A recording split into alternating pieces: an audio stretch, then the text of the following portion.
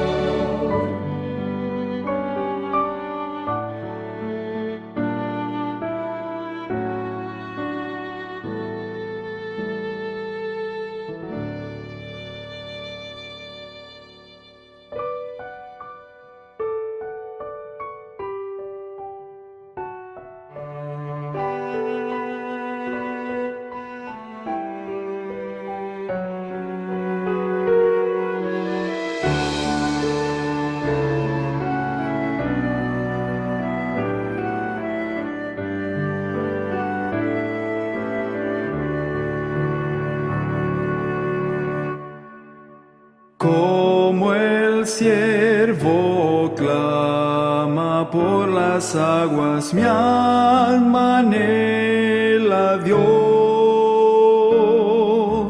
Solo tú satisfaces mi ansiedad, llenándome de paz. Solo tú eres mi sostén. ¿A quién iré sino solo a ti? Yo te rindo mi vida entera para siempre a ti, Señor. Cristo, tú eres mi amigo y mi hermano, aunque eres Rey también. Yo te amo por sobre todo y te alabo, mi Señor. Solo tú eres mi sostén. ¿A quién iré sino solo a ti? Yo te rindo mi vida entera para siempre a ti, Señor. Más que al oro te anhelo a ti, pues solo tú me podrás saciar. Solo tú eres mi alegría, la razón de mi existir. Solo tú eres mi sostén. ¿A quién iré sino solo a ti? Yo te rindo mi vida entera para siempre a ti, Señor.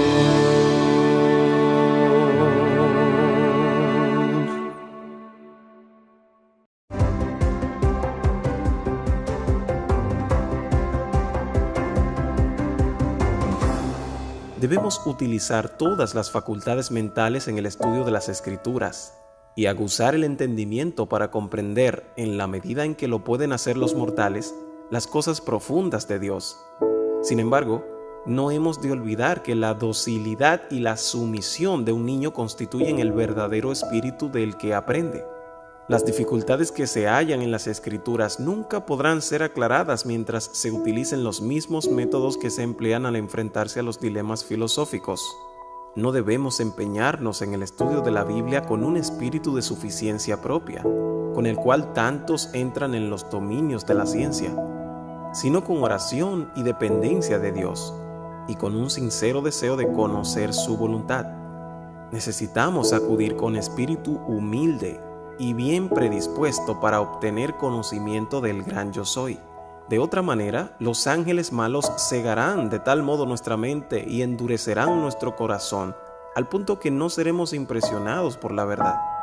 Algunas partes de las Escrituras que los eruditos consideran un misterio o pasan por alto sin atribuirles importancia, están llenas de consuelo y de instrucción para quien ha aprendido en la escuela de Cristo. Una razón por la cual muchos teólogos no tienen una comprensión más clara de la palabra de Dios es que cierran sus ojos a las verdades que no desean practicar. La comprensión de la verdad bíblica depende no tanto del poder del intelecto con que se ha abordado la investigación, como de la sinceridad de propósito y del anhelo ferviente de justicia.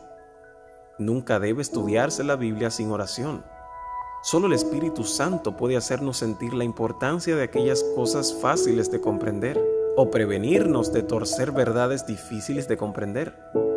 La función de los ángeles celestiales consiste en preparar el corazón para entender la palabra de Dios, a fin de que seamos cautivados con su hermosura, amonestados por sus advertencias y animados y fortalecidos por sus promesas.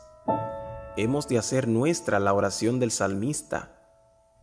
Abre mis ojos y miraré las maravillas de tu ley. Salmo 119, 18. Las tentaciones a menudo parecen irresistibles porque, debido al descuido de la oración y el estudio de la Biblia, el tentado no puede recordar rápidamente las promesas de Dios y hacer frente a Satanás con las armas de las Escrituras. Pero aquellos que están dispuestos a ser enseñados en las cosas divinas se hallan rodeados de ángeles, y en tiempo de gran necesidad, estos traerán a su memoria las mismas verdades que necesiten. Consejos sobre la obra de la Escuela Sabática, sección 2, página 40 a la 41. Escrito por Elena G. de White.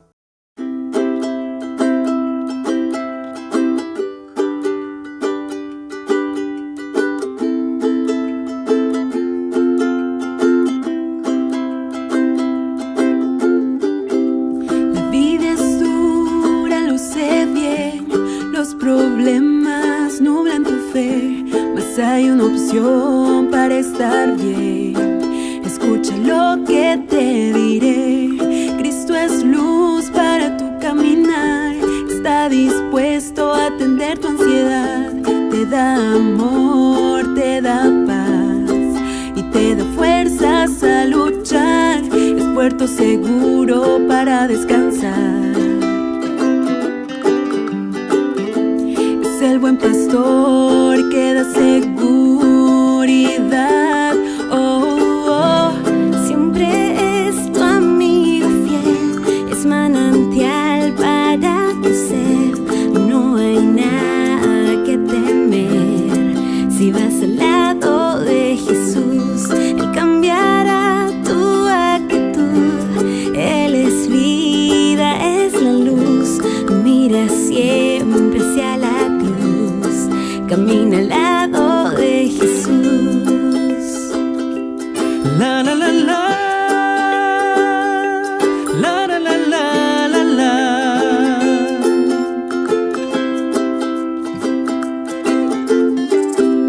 Es la solución para tu malestar, es el remedio que puede sanar, el bello tesoro que puedes hallar. Camina al lado de Jesús, le da sabor a tu amargo vivir. Es la razón de poder sonreír. Con Él tú puedes ser feliz. Camina al lado de Jesús. Es puerto seguro para descansar. Es el buen pastor que da seguridad. Siempre es tu amigo fiel. Es manantial para tu ser. No hay nada que temer. Si vas al lado de Jesús, Él cambiará tu actitud. Él es vida, es la luz. Mira siempre hacia la cruz. Camina al lado de Jesús. Siempre es tu amigo fiel. Es manantial para tu ser. No hay nada que temer. Si vas al lado de Jesús, Él cambiará tu actitud. Él es vida, es la luz. Mira siempre hacia la cruz. Camina al lado de Jesús. La la la la. La la la la la la. Camina al lado de Jesús. La la la la, la la la la la. Camina al lado de Jesús.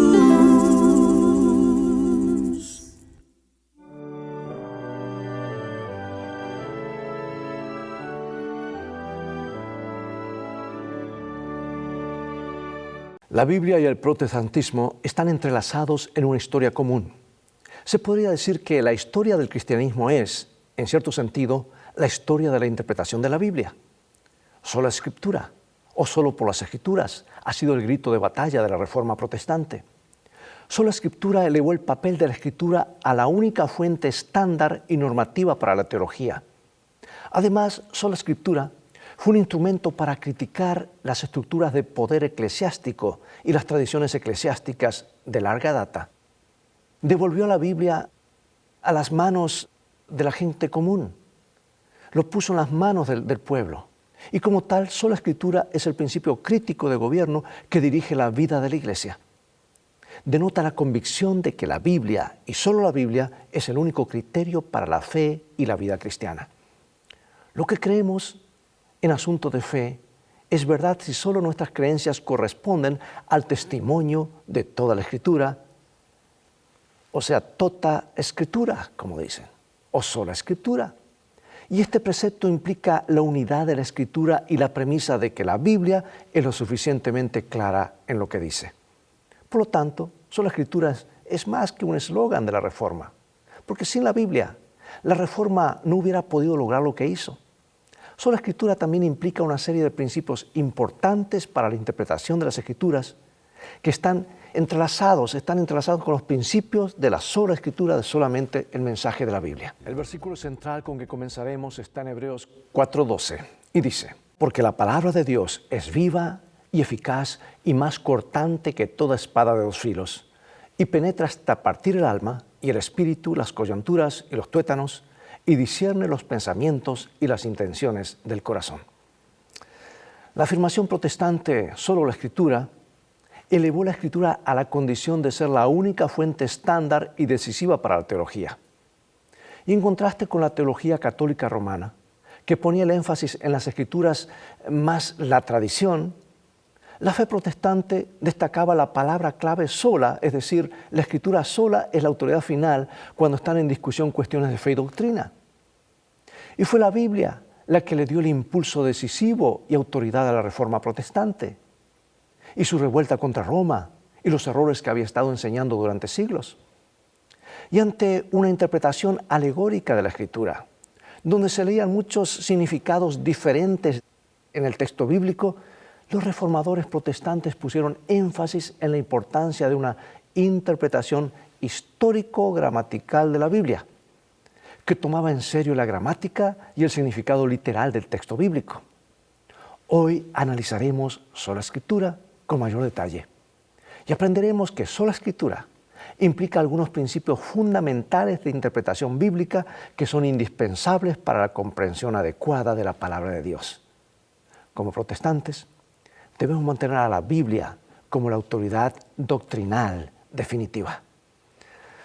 Desde su comienzo, los adventistas del séptimo día se han considerado el pueblo del libro, es decir, cristianos que creen en la Biblia.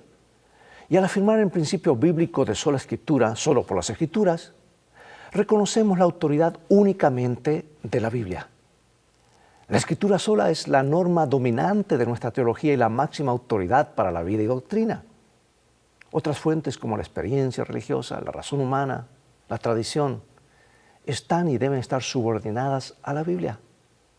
De hecho, el principio de sola Escritura tenía la intención de salvaguardar la autoridad de las Escrituras para que no dependieran de la Iglesia y su interpretación, y descartó la posibilidad de que los principios de su interpretación provinieran de otra fuente fuera de la Biblia. Leo en 1 Corintios capítulo 4, versículos 1 al 6. Pero esto, hermanos, lo he presentado como ejemplo en mí y en Apolos por amor de vosotros, para que nosotros aprendáis a no pensar más de lo que está escrito, no sea que por causa de uno os envanezcáis unos contra otros. O sea que San Pablo dice que debemos pensar más, no debemos pensar más de lo que está escrito. ¿Y por qué este punto es tan crucial para nuestra fe? No ir más allá de lo que está escrito no incluye las nociones que nos dan otros campos de estudios, como la arqueología bíblica o la historia. El punto es agregarle o quitarle cosas a la palabra de Dios o darle nuestra interpretación privada.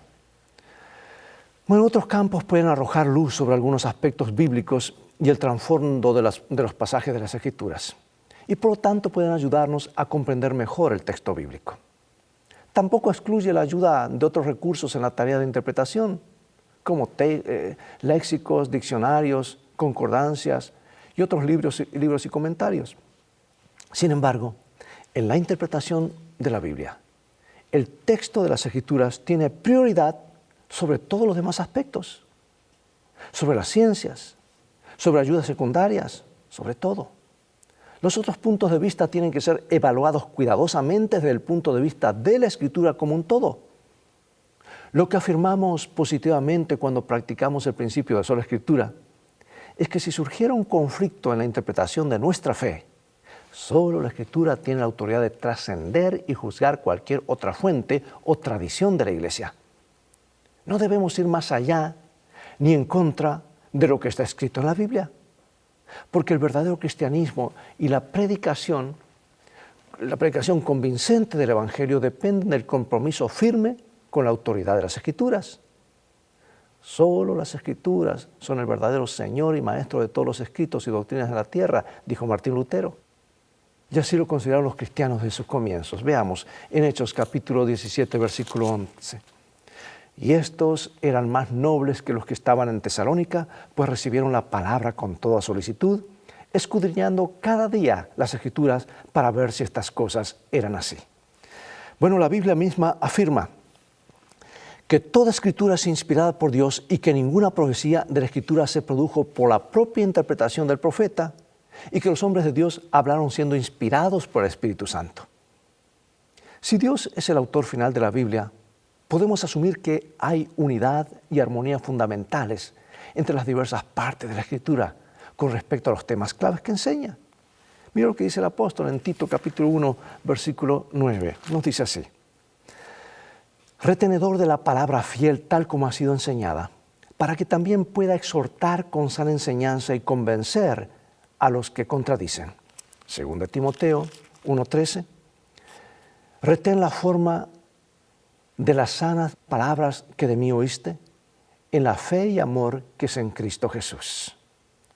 Pregunto, ¿por qué es importante la unidad de la Biblia para nuestra creencia? Solo sobre la base de su unidad interna, una unidad que se deriva de la inspiración divina, la Escritura puede funcionar como su propio intérprete. Si la Escritura no tuviera una unidad global en sus enseñanzas, no podríamos alcanzar la armonía en la doctrina en ningún tema. Si la unidad de la Biblia, mejor dicho, sin esa unidad que hay en toda la Biblia, la Iglesia tampoco tendría los medios para distinguir la verdad del error y repudiar la herejía. No tendría fundamento para aplicar medidas disciplinarias o corregir desviaciones de la verdad de Dios. Las Escrituras perderían su poder de convicción, su poder de liberación. Sin embargo, Jesús y los escritores bíblicos dan por sentado la unidad de la Escritura basándose en su origen divino. Podemos ver esto en la práctica común de citar libros del Antiguo Testamento, asignándoles igual y armonioso peso. Los escritores de la Biblia consideraron que la Escritura es un todo inseparable y coherente en que los temas principales se desarrollan en mayor profundidad. No hay discordia entre el Antiguo y el Nuevo Testamento. El Nuevo Testamento no contiene un nuevo evangelio o una nueva religión, o algo más fácil de llevar y que tal vez el Antiguo era más autoritativo. El Antiguo Testamento se desarrolla en el Nuevo Testamento. El Nuevo Testamento se basa en el Antiguo Testamento. Los dos testamentos tienen una relación recíproca en la que arrojan luz uno sobre el otro. La unidad de la Escritura también implica que toda la Escritura, o sea, tota Escritura, como se dice en latín, debe tenerse en cuenta cuando estudiamos un tema bíblico. En lugar de construir nuestra enseñanza solo en declaraciones aisladas. Por eso pregunto, ¿qué debemos hacer cuando encontramos en la Biblia textos o ideas que parecen contradictorias entre sí? ¿Cómo podemos trabajar para resolverlos? Ir a la palabra. Toda apelación a interpretar las Escrituras por sí sola tiene poco sentido si el texto de la Biblia no tiene un significado claro. Jesús fue muy puntual en esto. Yo leeré varios versículos en San Mateo, leeré en San Marcos, y aquí están. San Mateo capítulo 21, luego capítulo 12, 19, 22, etc. Nos dice así: ¿nunca leísteis en las Escrituras la piedra que desecharon los edificadores ha venido a ser la cabeza del ángulo? Pero él les dijo, ¿No habéis leído lo que hizo David cuando él y los que con él estaban tuvieron hambre? ¿O no habéis leído en la ley cómo en el día de reposo los sacerdotes en el templo profanaron el día de reposo y son sin culpa? Él respondiendo les dijo, ¿no habéis leído que el que los hizo al principio varón y hembra los hizo? Pero respecto a la resurrección de los muertos, ¿no habéis leído lo que os fue dicho por Dios cuando dijo, yo soy el Dios de Abraham, el Dios de Isaac y el Dios de Jacob? Dios no es Dios de muertos, sino de vivos. Pero respecto a los muertos, a que los muertos resucitan, ¿no habéis leído en el libro de Moisés cómo le habló Dios en la zarza? Por tanto, cuando veáis en el lugar santo la abominación desoladora de que habló el profeta Daniel, el que le entienda, es muy claro lo que Jesús dice. Lo lleva siempre a las Escrituras, porque el testimonio bíblico es inequívoco. La Biblia es suficientemente clara en lo que enseña. La Biblia es tan clara que puede ser entendida tanto por niños como por los adultos. Recuerdo haber leído la Biblia completa a los 5 años de edad. Claro, en los 5 años estaba en segundo grado de escuela, algo fuera de serie, pero qué lindo la lectura de la Biblia. Todos los días, en un año la completé. Especialmente ver sus enseñanzas básicas. Y sin embargo, hay un sinfín de oportunidades para que nuestro conocimiento y comprensión se profundicen. No necesitamos que ningún magisterio eclesiástico nos proporcione el significado. Por el contrario, sus enseñanzas básicas pueden ser entendidas por todos los creyentes, de todas las edades. La Biblia asume el sacerdocio de todos los creyentes en lugar de restringir su interpretación a unos pocos elegidos, como el sacerdocio clerical. Por lo tanto, en la Biblia se nos estimula a estudiar las Escrituras por nosotros mismos porque estamos capacitados para entender el mensaje de Dios para nosotros. Se ha enseñado acertadamente que el principio coherente de los escritores de la Biblia muestra que las Escrituras deben tomarse en un sentido literal, a menos que se pretenda una figura clara y obvia. No hay que quitarle la cáscara al sentido literal para llegar al núcleo de un significado místico, oculto y alegórico, que solo los iniciados pueden descubrir. No, esto está claramente expuesto en un manual de teología adventista. ¿Sabes que por el contrario, la claridad de la Biblia le pertenece al lenguaje? En el sentido de las palabras de las Escrituras que son tan claras que no hay que estar imaginando qué dirá. La Biblia se interpreta a sí misma, porque los escritores bíblicos tienen para comunicar una verdad definida en vez de significados subjetivos, incontrolados y múltiples del texto bíblico. Nada de eso, por supuesto, significa que a veces nos encontremos textos e ideas que no comprendemos o no entendemos completamente. Al fin y al cabo, esta es la palabra de Dios y no somos más que seres humanos caídos. Sin embargo, la palabra de Dios es suficientemente clara en lo que realmente necesitamos saber y comprender, especialmente en relación con el tema de la salvación. Y cuando habla de temas proféticos o símbolos, la misma Biblia nos presenta esos símbolos para interpretarlos. Y aquí el principio fundamental al estudiar la palabra de Dios. La Escritura interpreta a la Escritura, o sea, se interpreta a sí misma. Hoy hay algunos que afirman que el Nuevo Testamento es más autoritario que el Antiguo Testamento.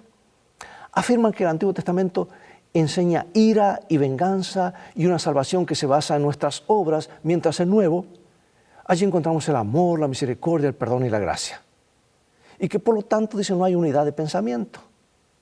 Y dicen que por lo tanto el Nuevo Testamento, especialmente las palabras de Jesús, se colocan por encima de las palabras del Antiguo Testamento. Yo pregunto, ¿cómo responderías tú a tal posición? ¿Dónde ves problemas con este enfoque? ¿Qué implicaciones tiene este punto de vista para la autoridad de la Biblia? Solo porque en las Escrituras hay una unidad subyacente es que la Biblia puede funcionar como su propio intérprete. Porque sin esa unidad, la Escritura no podría ser la luz que revela su propio significado, donde una porción de la Escritura interpreta otras porciones, y así se convierte en la clave para comprender los pasajes relacionados. San Lucas 24, 27 en adelante. Y comenzando desde Moisés y siguiendo por todos los profetas, les declaraba en todas las Escrituras lo que de él decían. Y les dijo, estas son palabras que os hablé, estando aún con vosotros, que era necesario que se cumpliese todo lo que está escrito de mí en la ley de Moisés, en los profetas y en los salmos. Entonces les abrió el entendimiento para que comprendiesen las Escrituras. Maravilloso. La belleza de dejar que las Escrituras interpreten las Escrituras es que arroja más luz sobre su propio significado. Y al hacerlo no unimos varios pasajes indiscriminadamente para probar nuestra opinión, no, sino que tomamos en consideración el contexto de cada pasaje cuidadosamente, dejamos que la Biblia se explique a sí misma y recibimos la luz del cielo. Además del contexto inmediato, antes y después del pasaje, bajo investigación, debemos tener en cuenta el contexto del libro en el que se encuentra el pasaje. Además, dado que según Pablo en las Escrituras, todo lo que fue escrito en el pasado para nuestra enseñanza fue escrito, debemos estudiar todo lo que las Escrituras dicen sobre un tema dado. Mira, Ellen White dice esto en el libro Educación, página 190. Dice, la Biblia es su propio intérprete. Debe compararse texto con texto. El estudiante debería aprender a considerar la Biblia como un todo y ver la relación que existe entre sus partes. Debería adquirir el conocimiento de su gran tema central, del propósito original de Dios hacia el mundo, del comienzo de la gran controversia y de la obra de la redención. Suficientemente claro, demasiado claro para no entenderlo, ¿verdad? Y cuando comparamos las Escrituras con las Escrituras, es importante que estudiemos la Biblia en profundidad.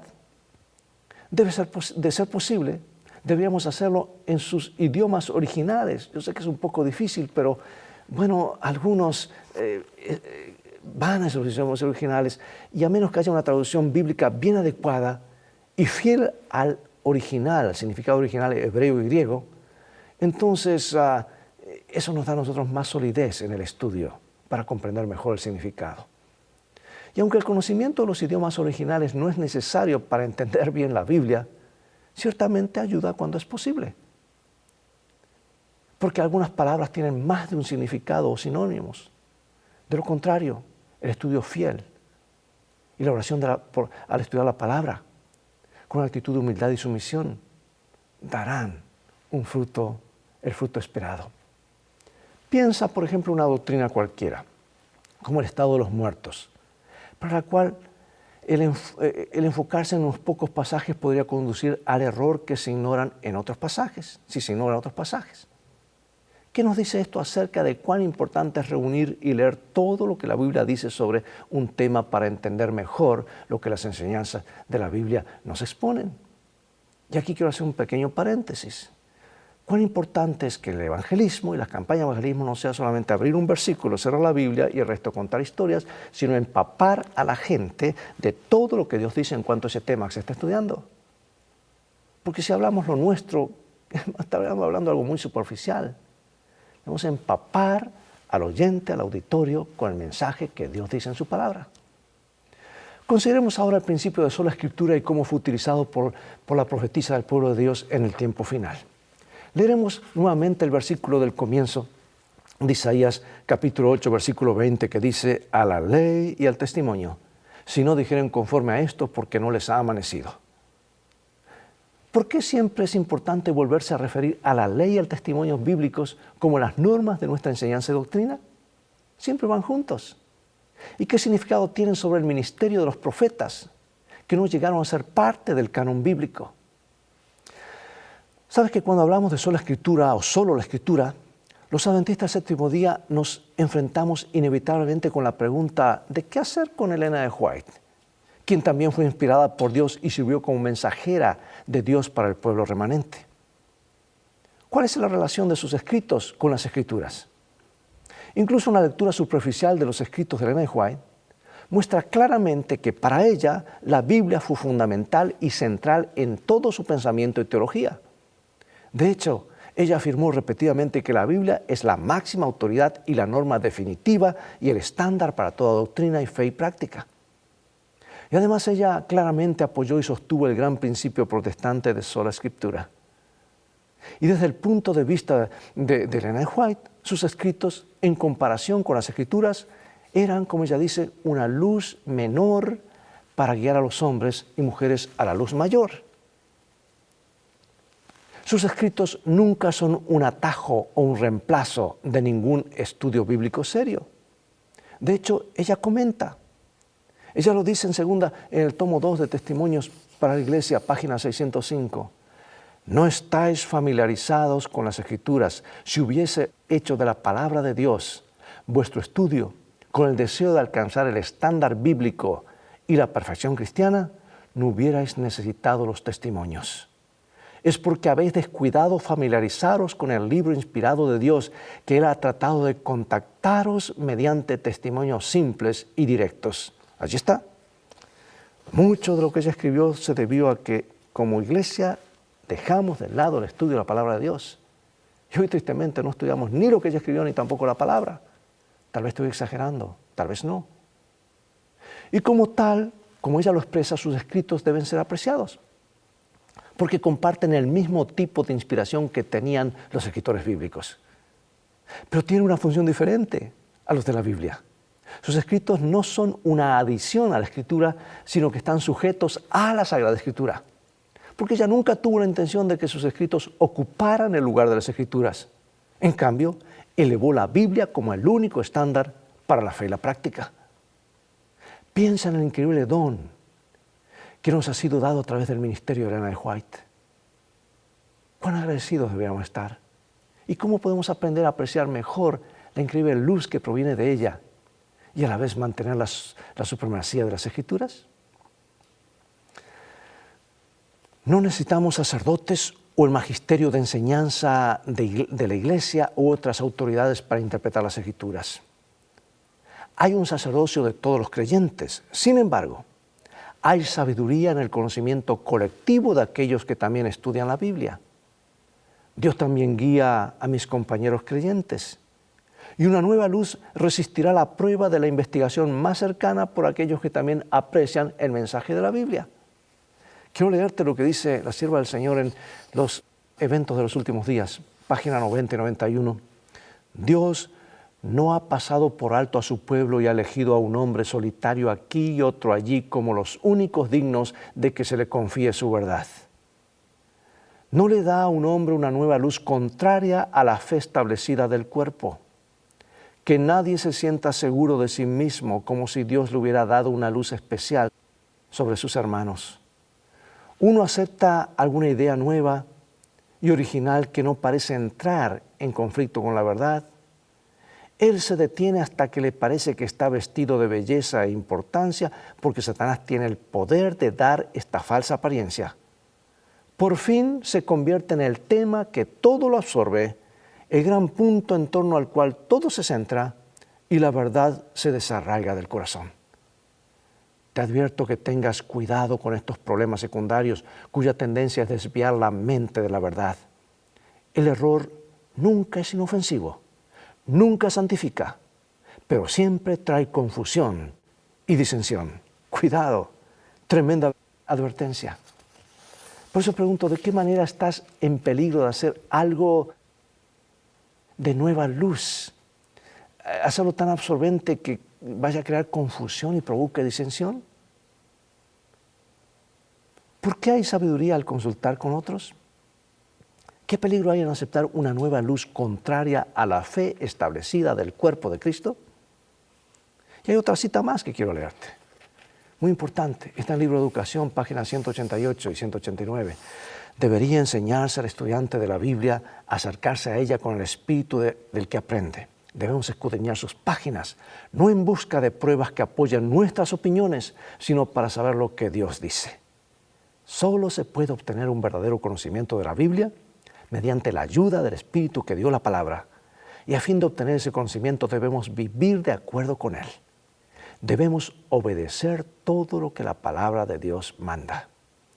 El estudio de la Biblia requiere nuestro más diligente esfuerzo y nuestra más perseverante meditación. Y con el mismo afán y la misma persistencia con que el minero excava la tierra en busca del tesoro, deberíamos buscar nosotros el tesoro de la palabra de Dios. Estas citas para mí son claves, inspiradoras, arrojan luz a la forma como la misma Biblia dice que debe ser interpretada. Y como adventistas no estamos solos al considerar la Biblia como nuestra autoridad final. Otras iglesias también lo hacen. Pero ¿cómo explicamos entonces las doctrinas contradictorias que otros cristianos dicen encontrar también en la Biblia? La Biblia y solo la Biblia. Dios nos ayude a colocar nuestros pies sobre ese terreno sólido. Hay poder en el mensaje de Dios y su palabra. Nunca nos va a llevar a una doctrina que esté ya en contradicción con lo que ya ha estado establecido. Por eso, cuidado con la nueva luz, o movimientos independientes que se levantan, predicando nueva luz, o tal vez condenando al cuerpo de Cristo por sus defectos. Con todos sus defectos, al igual que lo fue Israel en su tiempo, es el pueblo de Dios, y hay sanidad en el médico divino. Y cuando nos unimos a la palabra, nos estamos uniendo a Dios, y eso nos lleva a unirnos unos a otros. En cambio, estos movimientos lo que hacen es no ir a predicar el Evangelio a todo el mundo, sino simplemente ir a sacar gente del cuerpo de Cristo para decirles tenemos nueva luz. Dios nos ayude a ser cautos y al mismo tiempo probar todo por la palabra de Dios.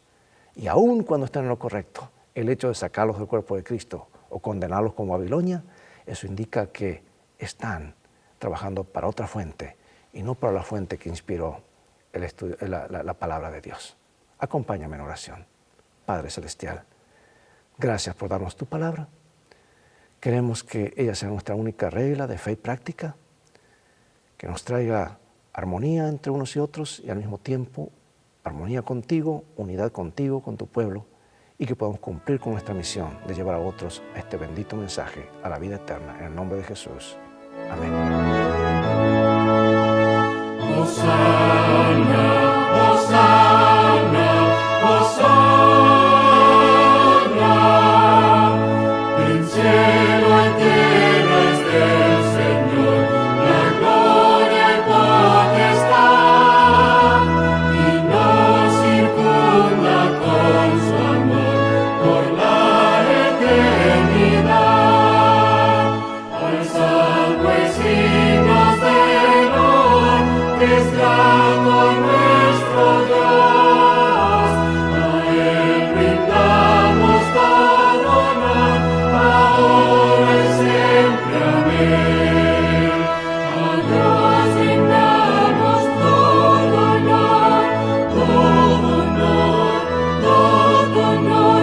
A Dios brindamos todo honor, ahora y siempre.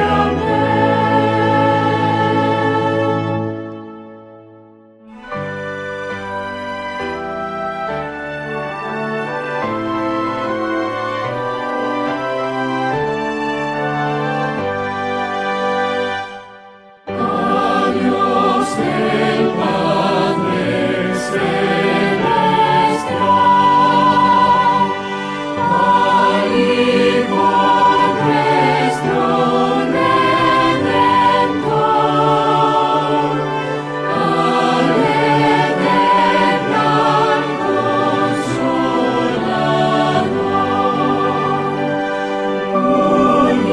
unidos todos al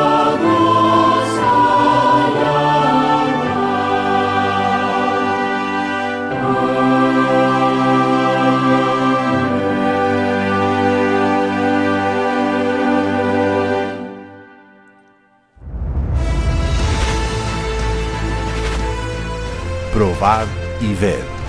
Historia de hoy. Impacto Esperanza.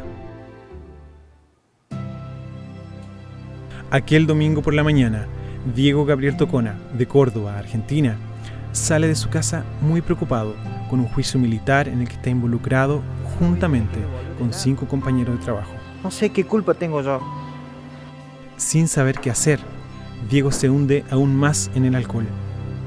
Aunque vivía con su familia, su matrimonio estaba arruinado y su esposa ya no tenía esperanza. Por lo visto estás en problemas. Estás bebiendo más que antes. Decís que no tengo derecho a meterme en tu vida, pero esto no está bien. Aunque estemos separados, tenés 3 hijos conmigo. Aún con todos tus problemas, seguís siendo el padre de mis hijos.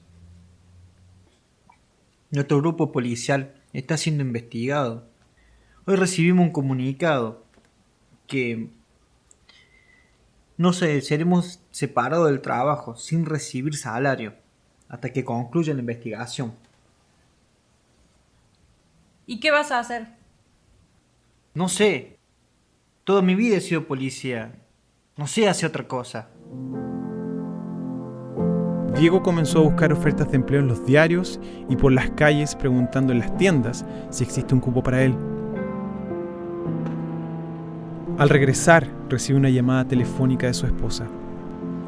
¿Qué pasó? Al entrar en su casa, se da cuenta que alguien había entrado y revuelto todo. Aparentemente, entraron buscando armas. ¿Estás bien? Sí, yo estoy bien. Menos mal que los chicos estaban en la escuela. Fue horrible. Estamos en el fondo del pozo. No tenemos a dónde ir. Solo nos queda buscar una iglesia. Te he estado hablando de esto hace mucho tiempo. Nunca quisiste saber nada de la iglesia ni tampoco nos permitiste tener una religión. ¿Conseguiste trabajo? Sí. Voy a limpiar la basura del camping. Y a limpiar los baños.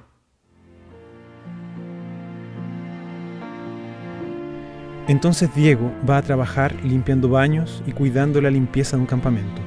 Y ni siquiera se imaginaba que alguien en el cielo lo contemplaba con amor. El título le llamó la atención. Inmediatamente interrumpió todo lo que estaba haciendo y empezó a hojear el libro encontrado en el baño.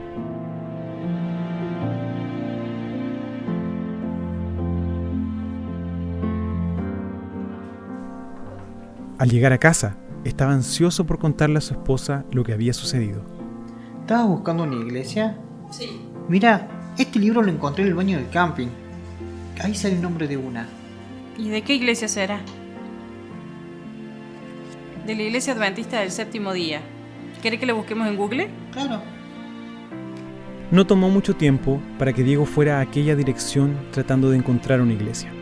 Se sorprendió al ver que la dirección lo llevó a la sede administrativa de la iglesia en Córdoba. Fue muy bien recibido. Dejó su contacto y aún recibió libros y revistas que la simpática empleada le ofreció. Poco tiempo después, tocan el timbre de la casa y Diego es sorprendido con la visita del pastor Lastra. Ellos lo reciben con alegría y de allí en adelante empiezan a estudiar la Biblia. Al concluir los estudios, toda la familia fue bautizada. Actualmente Diego y Matilde llevan una vida muy diferente de la que vivían. La felicidad volvió a reinar en el hogar. Diego fue absuelto en el proceso militar y volvió a trabajar normalmente. Hoy es el día de Impacto Esperanza. Involucrémonos todos en la distribución de un libro que puede llevar la salvación a una familia. Qué extraordinaria experiencia la de nuestro hermano Diego y su familia. Qué poder hay en el libro misionero. Poder de transformación para salvar vidas. Ahora los invito a participar de este momento especial de adoración por medio de los diezmos y las ofrendas. Que Dios los bendiga. Probad y ved.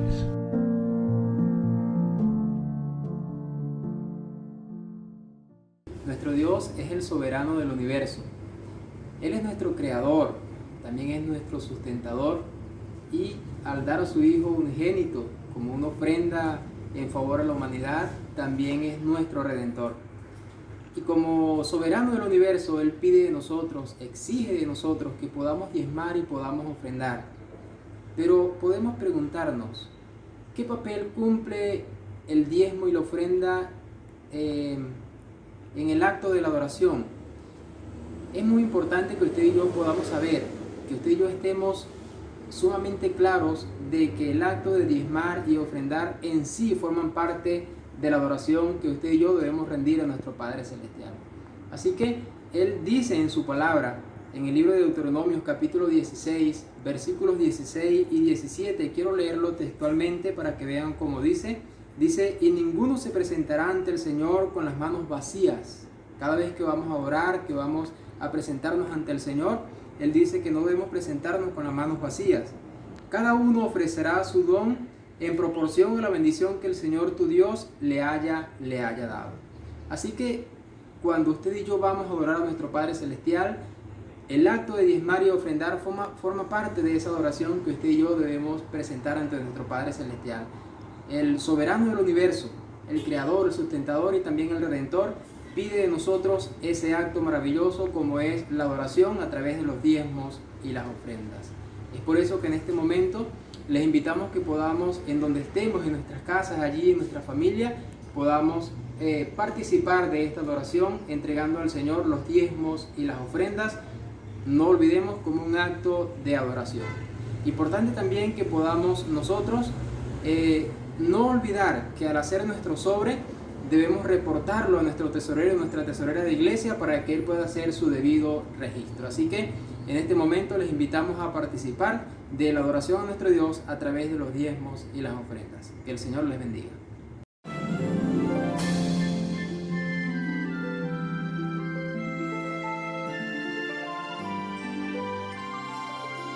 Bienvenidos, amiguitos, a este programa especial de sábado, como lo es el momento infantil. ¿Saben? La historia para hoy se titula Jesús se fija en tu corazón.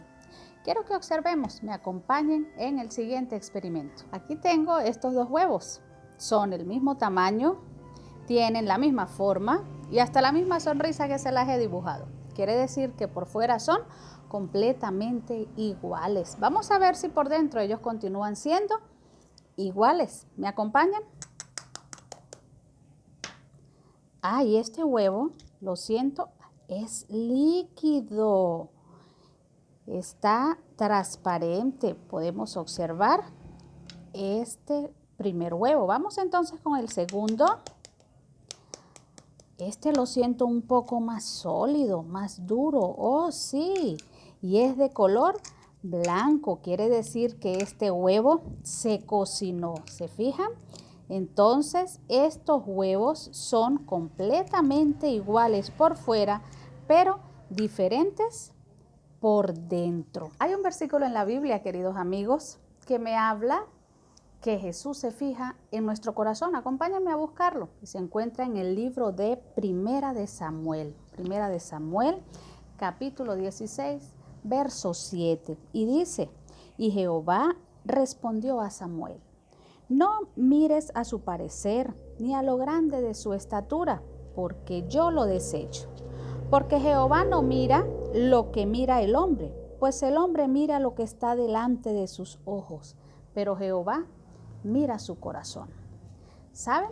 Esta es la historia cuando Samuel tuvo que viajar hasta Belén a buscar el nuevo rey. Y Jehová le dijo, yo te acompañaré, yo estaré contigo, porque te indicaré a quién vas a ungir. Y dice que efectivamente llegó Samuel allí, buscó a Isaí. Isaí empezó a presentarle a sus hijos, iban pasando uno a uno, pero Samuel no oía la voz de Dios. Todavía él no le indicaba cuál era el que tenía que ungir como rey. Y entonces cuando ya pasa el séptimo hijo, Samuel, algo preocupado, le pregunta a Isaí, ¿no tendrás otro hijo? Porque es que Jehová aún no me ha dicho a quién voy a ungir. Y entonces el padre le dijo, claro que sí, me queda el hijo menor. Lo que pasa es que lo tengo allá cuidando de mis ovejas, pero ya lo voy a llamar. Dice que en cuanto entró David allí a la casa y vio y se le presentó delante de Samuel, Jehová habló a Samuel. Y le dijo, este es el que vas a ungir. Podemos observar, amiguitos, que Jesús sí se estaba fijando, era en el corazón de cada uno de ellos. Así como lo observamos en los huevos, que eran completamente iguales por fuera, pero diferentes por dentro. Así ocurrió allí con Samuel. Él los vio fuertes, jóvenes, pero resulta que solo Jehová era el que observaba y sabía la nobleza, el amor y la bondad que había dentro del corazón del joven David. Así que, queridos amigos, nosotros debemos vivir con el amor de Dios en nuestros corazones, agradar al Señor. Podemos ser iguales a algunos amiguitos, a nuestra familia, pero sabemos que en nuestro corazón debe estar el amor de Dios, porque Jesús se fija es en nuestro corazón. Quiero invitarles a orar, amiguito, allí donde estás. Vamos a inclinar el rostro para hablar con nuestro gran Dios. Querido Dios, Te damos gracias por tu inmenso amor y por tu bondad, Señor. Gracias porque me has creado único para ti, Padre. Te dedico mi corazón, Señor, y deseo que en él more siempre el amor, la bondad y que te pueda agradar en todo momento, Señor Jesús. Ayúdame para poder estar siempre conectados contigo y vivir bajo tu amor. En Cristo Jesús. Amén. Bueno, amiguitos, Dios les bendiga, Dios les cuide y será hasta la próxima.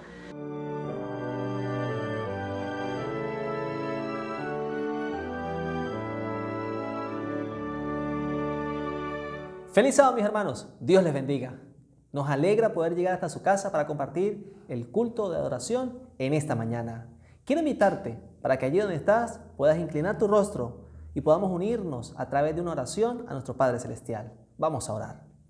Padre eterno que estás en el cielo, santificado sea tu nombre. Pedimos tu bendición para cada familia que en esta hora está adorándote desde su hogar. Que tú puedas dirigirnos en el estudio de tu palabra y que tu Espíritu Santo sea derramado sobre cada uno de nosotros. Te lo imploramos y agradecemos en el nombre de Jesús. Amén. Para hoy, el título de nuestro sermón es Mayordomo fiel en todo tiempo. Y el versículo clave lo encontramos en el libro de Habacuc, capítulo 3, versículos del 17 al 19. Dice, aunque la higuera no florezca, ni en las vides haya frutos, aunque falte el producto del olivo y los labrados no den mantenimiento, aunque las ovejas sean quitadas de la majada y no haya vacas en los corrales, con todo yo me alegraré en Jehová, me gozaré en el Dios de mi salvación. Jehová, el Señor, es mi fortaleza. Él me da pies como de ciervas y me hace caminar por las alturas. Mis queridos, Dios nos deja esta maravillosa promesa para que nosotros podamos cobrar confianza en este momento cuando más lo necesitamos. Pero también quiero compartir contigo una cita inspirada del Espíritu de la Profecía que dice, el Señor quiere que su pueblo actual esté convencido de que hará por él cosas tan grandes como las que hizo en favor de los hijos de Israel durante su viaje de Egipto a Canaán. Debemos tener una fe educada, que no vacile en seguir las instrucciones del Señor en los momentos difíciles. Adelante, tal es la orden que Dios da a su pueblo. Recuerda, Dios quiere hacer grandes cosas por nosotros, por ti y por mí, en este tiempo. Solo debemos tener una fe educada en medio de la adversidad. Y es que sabemos que en medio de la dificultad se revela el verdadero carácter. Es en la adversidad donde sabemos quién es quién. Y eso lo podemos ver en la historia de José, de David, de Ruth, de Esther, de Daniel. Mira cómo en la adversidad afloró su verdadera fe en el Dios Todopoderoso. Y ahí está, su vida marcaron un antes y un después. Por eso los encontramos en las Sagradas Escrituras. Recuerda, en la adversidad se revela nuestro verdadero carácter. Y es que en la Biblia así lo encontramos también. En la primera carta a los Corintios, en el capítulo 3, versículo 13, el apóstol Pablo nos dice, la obra de cada uno se hará manifiesta por el fuego. Hoy estamos afrontando un momento difícil donde aflorará qué tipo de cristiano eres, qué tipo de mayordomo eres. Mira otra cita que el Espíritu de Profecía nos trae acerca de los planes que Dios tiene para con nosotros en medio de la adversidad. El momento cuando la labor se torna más ardua es el tiempo de probar la fortaleza espiritual y la sabiduría de cada obrero. ¿Para qué Dios permite que tengamos este tiempo de adversidad? La razón de ello es que la vida espiritual se fortalece con el conflicto. Las pruebas, cuando se las sobrelleva bien, desarrollan la firmeza de carácter y las preciosas gracias espirituales. El fruto perfecto de la fe, la mansedumbre y el amor a menudo maduran mejor entre las nubes tormentosas y la oscuridad. Ay, mis queridos, el Señor permite los conflictos a fin de preparar el alma para la paz. Como podemos ver, es en los momentos de adversidad donde no solo se mostrará nuestro verdadero carácter, sino que también se refinará. Pero también es en los momentos de adversidad donde podemos llegar a reconocer la vigencia y el cumplimiento de la palabra de Dios. Es en los momentos de adversidad donde podemos ver la intervención y el poder de Dios en nuestras vidas. Y es en los momentos difíciles de adversidad donde podemos apropiarnos de las promesas bíblicas.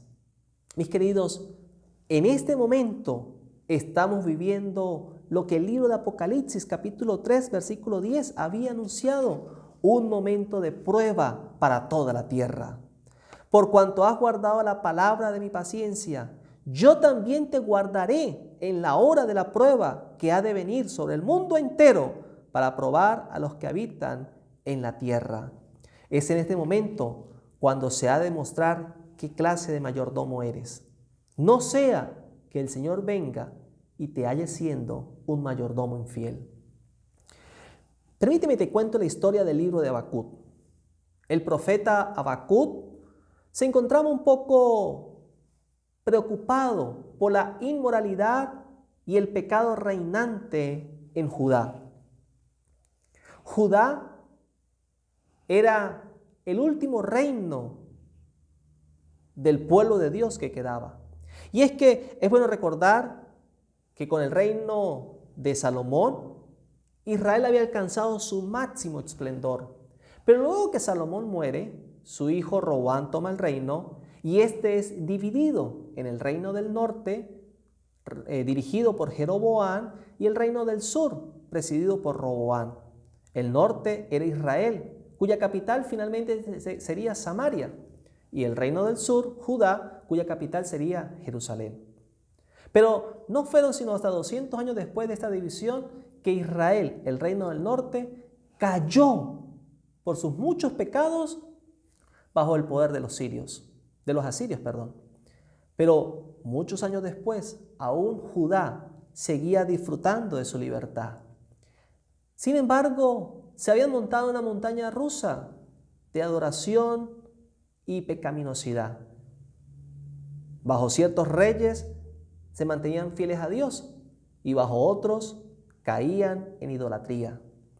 Ahora bien, en Habacuc encontramos un momento de pecaminosidad y él preocupado y angustiado, temeroso de que con Judá sucediera lo mismo que ya había ocurrido unos años atrás con Israel, preocupado de que el reino del sur también pudiera ser presa de sus pecados y llevado al cautiverio por sus enemigos. Él clamaba al Señor, angustiado por la situación de su nación. Pero el mensaje que Dios le da es que sus temores, sus peores temores, se harían realidad. Dios enviaría a los caldeos para castigar el pecado de Israel. A lo que Habacuc responde: Señor, ¿pero cómo los caldeos si son más impíos que nosotros? Y Dios le dice dos cosas a Habacuc. Habacuc, en medio del tiempo que vives y en medio del tiempo que vendrá, lo que debes tener es fe. De allí surge Habacuc 2:4, donde Dios le declara al profeta: mas el justo por la fe vivirá. Pero lo segundo que Dios le dice a Habacuc es: guarda silencio. Habacuc 2:20, calle delante de Jehová toda la tierra, porque Él está en su santo templo. Habacuc, ten fe y guarda silencio, porque Dios está al control. Así que Habacuc termina su intervención, su conversación con Dios, con lo que fue nuestro versículo inicial. Actualmente la situación es difícil y precaria, pero vendrán momentos peores. Pero sin importar lo que estemos viviendo o lo que vendrá, con todo yo me alegraré y me gozaré en Jehová, el Dios de mi salvación. Mis queridos, el mensaje que Dios le reveló a Habacuc se calcula que fue en el año 630. Y la primera invasión de Babilonia a Jerusalén ocurrió en el año 605. 25 años después de que Dios le anunció la invasión caldea, esta sucedió. Pero Dios también le reveló a Habacuc que los caldeos, el imperio babilónico, también caería. Y esto ocurrió en el 539, 109 años después de lo que Dios le reveló a Habacuc. Esta profecía también se cumplió. Lo que nos revela, lo que nos evidencia de que la palabra de Dios siempre se cumple en el tiempo que Dios tiene agendado. Confía que si esta profecía se cumplió así como Dios había dicho, las profecías que Él ha dado a nuestro tiempo también se cumplirán. Pero sabes, antes de que el reino del norte cayera, cuando Jorán era rey de Israel, hubo un sitio por el rey sirio. Y permíteme decirte que un sitio es mucho peor que una cuarentena. No solamente se pasan días, sino que meses, años. Y hay sitios que han durado hasta 10 años. Pero el caso es que este sitio que ocurrió en Israel había llegado al tal extremo que no había comida, escaseaban los alimentos. Y en el libro de Reyes, en el segundo libro de Reyes, capítulo 6, versículo 27, encontramos que la situación había llegado a tal extremo que las personas estaban comiendo hasta sus propios hijos. Así que una mañana, cuando el rey Jorán caminaba por el muro de la ciudad, una mujer que había dado su hijo para ser comido la noche anterior se presenta ante el rey para que el rey le haga justicia. Y el rey Jorán responde lo que podemos leer en el versículo 27. El rey respondió: si no te salva Jehová, ¿con qué puedo salvar yo? ¿Con lo del granero o lo del lagar? El rey dice algo que es verdad. Si no te salva Jehová, ¿quién te podrá salvar? Mis queridos, en el tiempo presente que vivimos hoy, si no nos salva Jehová, ¿quién nos salvará? ¿Saben? Hoy quisiéramos que el cielo se abriera y nos lloviera dinero. Hoy quisiéramos que el cielo se abriera y suplieran todas nuestras necesidades. En medio de esta situación mundial, escasea el combustible, escasea el dinero, la comida, el trabajo, y queremos que el cielo se abra y caiga dinero.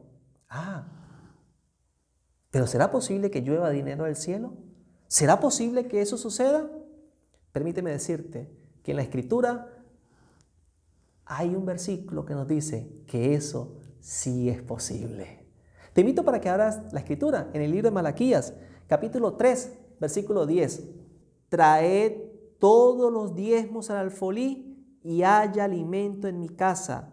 Probadme ahora en esto, dice Jehová de los ejércitos, a ver si no os abro las ventanas de los cielos y derramo sobre vosotros bendición hasta que sobreabunde. ¿Tú quieres que te llueva dinero del cielo? ¿Tú quieres que del cielo llueva lo que necesitas para cubrir las necesidades de tu hogar? Dios está dispuesto a hacer eso. Dios quiere abrir el cielo y derramar sobre ti bendiciones hasta que sobreabunden. Pero hay una condición. Al principio te leí un pasaje del Espíritu de Profecía que dice que Dios está dispuesto a hacer grandes cosas por nosotros si tenemos una fe educada. Pues bien, todas las promesas de Dios son condicionales. Y en este caso, el Señor abrirá las ventanas de los cielos y derramará bendición sobre nosotros si somos fieles al traer los diezmos y las ofrendas. Mis queridos, debemos adorar a Dios. A pesar de la circunstancia en la que estamos, debemos reconocer que es en la adversidad donde se probará el verdadero mayordomo que somos. ¿Quieres que el Señor te dé?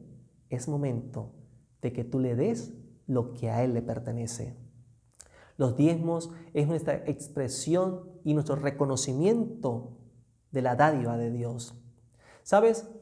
Cuando en la Iglesia Adventista del Séptimo Día, por allá por el año 1859, se estudiaba la manera de recaudar ofrendas para el sostenimiento de la obra, surgió una. Y el pastor Jaime Guay la presentó en febrero de ese mismo año como benevolencia sistemática, en la que consistía que cada hermano, cada hombre entre los 18 y 60 años, llevaba entre 5 y 25 centavos, y las mujeres de esa misma edad entre 1 y 10 centavos. Y dieran 5 centavos adicionales por cada $100 en sus propiedades. Y consistía en que cada tesorero fuera a la casa de los hermanos a buscar esta ofrenda. Al principio, este sistema no fue bien aceptado y fue llamado la hermana Betsy, este sistema de adoración. La hermana Betsy se conocía entonces a la benevolencia sistemática en la que el tesorero iba de casa en casa recogiendo este donativo.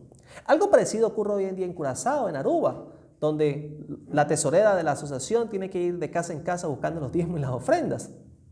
Y sabes, al principio, como te digo, no fue bien recibido el sistema, puesto que obligaba a que todos dieran. Sin embargo, escribe Jaime White 2 años después que cada domingo, que era cuando la tesorera iba, los hermanos esperaban con los brazos abiertos a la tesorera para entregarle su donativo.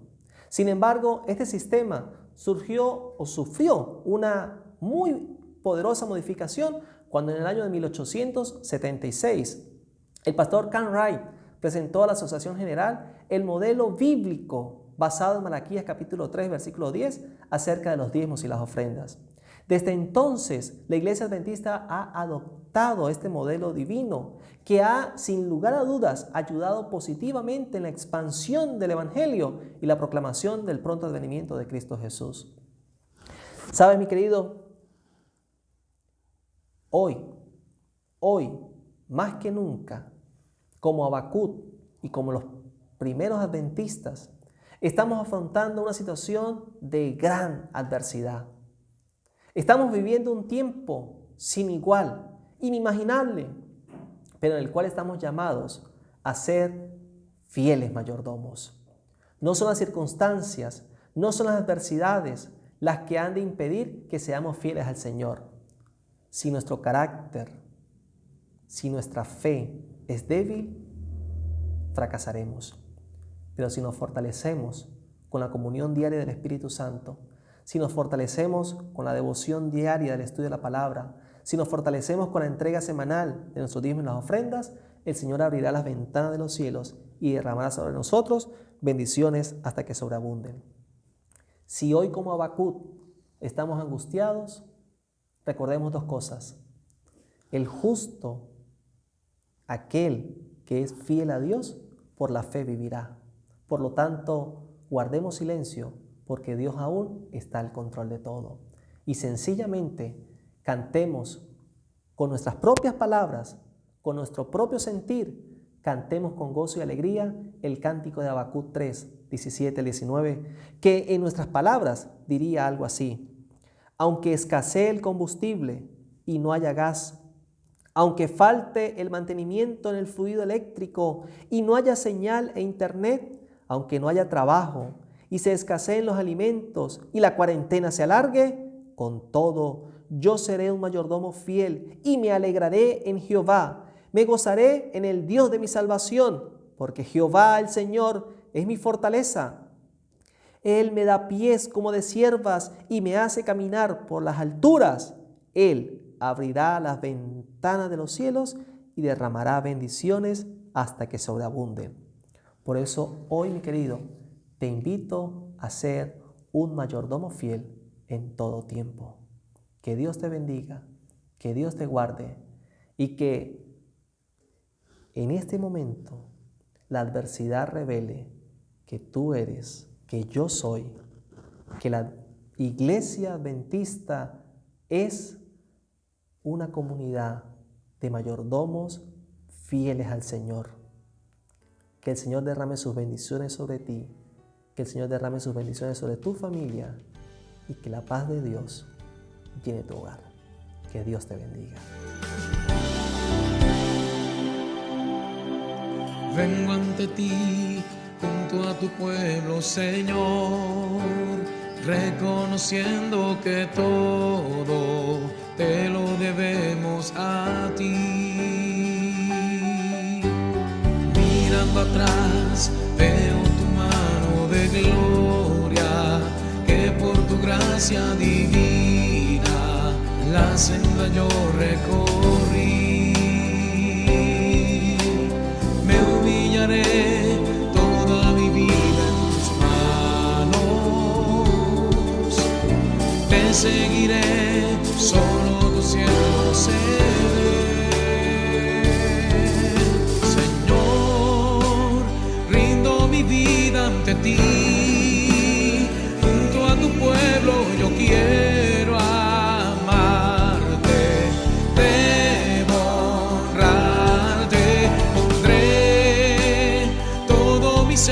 en tu altar, para que ascienda ante tu presencia, y seré ofrenda por la eternidad.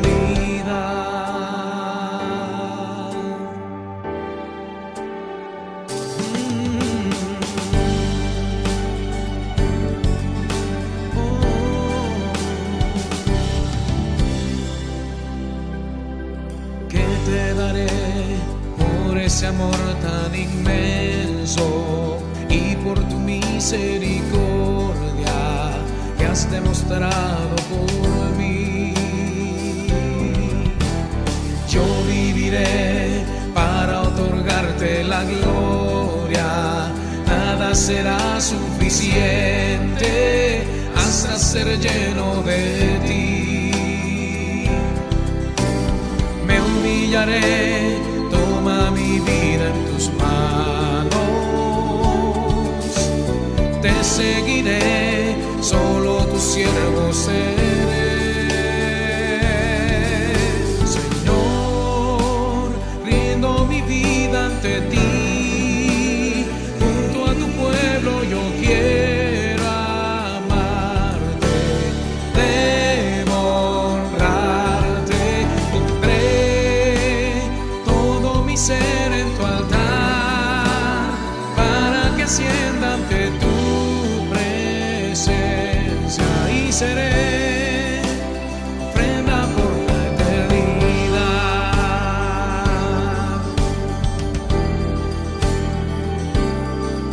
Eternidad.